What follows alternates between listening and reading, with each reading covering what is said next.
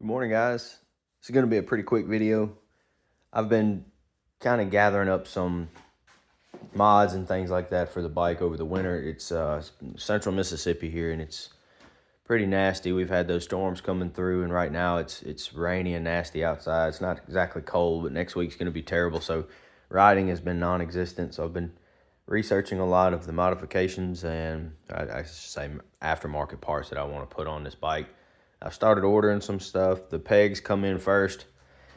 I can't tell you how many hours I deliberated between like the Camel ADV pegs, maybe pivot pegs, and I kept going back and forth. And there's going to be a ton of opinions on this. I'm just going to tell you how I feel about it and the reason that I went the way I did. So these are the NICENC adventure pegs. These things are massive. I see a lot of reviews on there. I don't see a ton of videos. There are some out there, and the consensus is that they're great.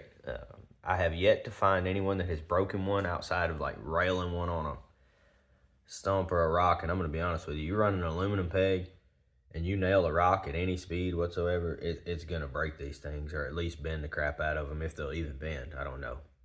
Again, just for, just full disclosure, I'm not a hardcore off-road rider. We do off-road, but I don't jump rocks, and I don't do any of the crazy log hopping and things like that. We don't do a ton of single track. These bikes are a adventure bike. That's what I bought it for. So keep that in mind. If you're bashing yours off rocks and things like that, and you're really using it like an enduro bike, you may want to go with something steel. That's up to you guys. So these things are huge. I've stood up on the bike, and it's more than night and day difference between the factory pegs. And just to show you guys, let's see if I can get a good representation. So that's just about where the factory peg would pin up. I mean, look at that. That is crazy. If I put it in the center, see if I can get it to do that. There you go. That doesn't really give you a good representation of how much bigger they are this way. There is a big difference. Let's see if I can do it this way. Left to right, or the width, I should say, is a big difference. Front to back's not a ton. They are bigger. You can't tell by me holding the camera the way I am right now, but they are bigger in every way.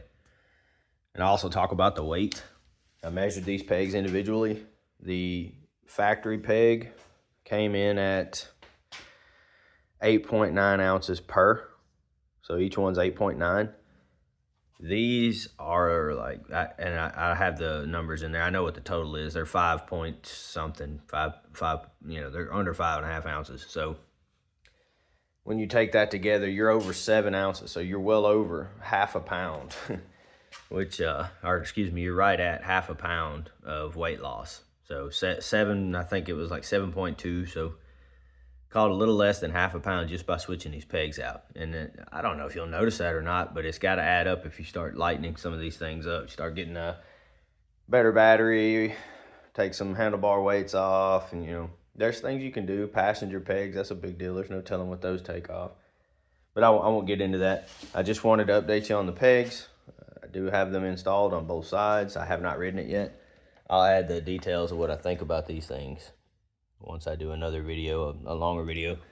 And as you can see, I got the Moscow bag. It's installed.